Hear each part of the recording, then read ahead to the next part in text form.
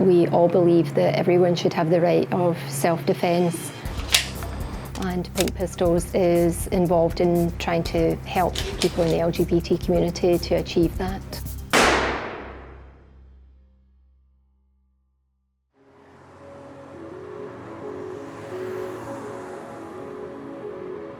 We couldn't find my friend. We didn't know where he was at until the following day when we were all searching for him, and we got the news from Orlando Regional Hospital, and that's how we found out that he deceased. Last year, the world watched in horror as a gunman opened fire at a gay nightclub in Orlando. The evening, something woke me up in the middle of the night, like about 2 a.m. My heart was racing. I turned on the TV, and all of a sudden, the first news that came up was Pulse. I immediately started calling all my friends. Maria Rodriguez tragically lost her close friend and housemate, Frankie, during the massacre. He went there with a couple of friends. I wasn't able to make it that day. The rest of our friends were able to get out. The last time that they saw him was that he was being shot while he was in a fetal position on the floor. And that's it. That's all we know. Since the shootings last June, the Orlando community has come together in unity, and now they are fighting back against hate crime.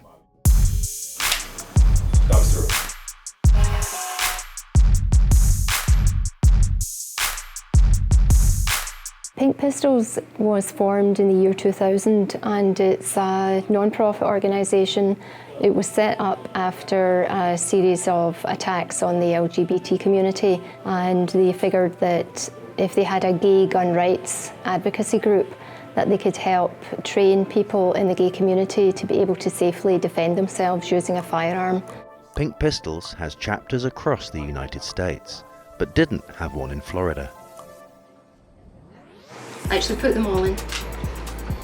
Make sure you don't put your finger on that part because that's a moving part. So if you take your shot and your finger is anywhere close to here, it's going to move. So you want it to be just right there, that's perfect. Joe Martin was asked to set one up in August 2016. And since the Pulse shootings, Pink Pistols membership has soared. After Pulse, the LGBT community, in addition to the non-LGBT community in this area, was pretty badly affected because it happened right here, and people that we knew were affected by it directly. So it did have a major impact. The one positive thing to come from such a negative event was that people really pulled together. The Pink Pistols is not just for LGBT people. Really, the only criteria is that we all believe that everyone should have the right of self-defence.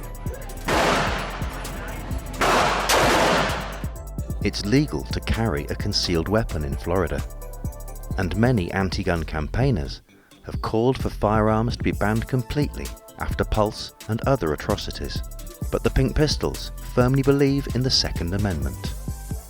I pray every night that I never need to, but I do have that knowledge if I do need to, and that's one of the reasons that I'm involved in Pink Pistols, because we want to share that knowledge so that other people have that level of confidence as well. I will not go against banning guns, even after what happened at Pulse. Although it touched me deeply, but I think that you should be able to protect yourself. I think it would help him if more of the people that were in Pulse would have had a gun, because the more people that had a gun, it would have been more protection for themselves. I don't know if America would be safer if guns were banned altogether, because they're out there. So that would have been a question to propose back when the nation was first starting and guns at their infancy, but I think there's just too many guns out there to look at that as a viable way of keeping America safe. The events at Pulse affected me personally because it took me back to a time where I didn't feel as safe. I don't know if America would be safer if we didn't have guns necessarily. I think the training needs to be into the people who use them. If people wanted to kill people, they would find a way to do it. So I don't necessarily think that getting rid of guns is going to be the answer for that. The answer to the question, would the world be a better place without guns, is absolutely. But there's a caveat to that, only if nobody had them.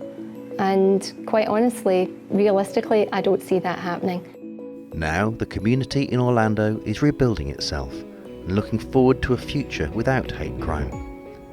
But for Maria and many others, June the 12th, 2016, will be a day that will stay with them forever.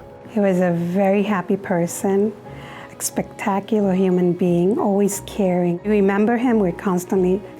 My hopes for the future is that everyone accepts everyone without judgment, without discrimination, without racism. Who cares who you love, you know? You love who you love, and love is universal.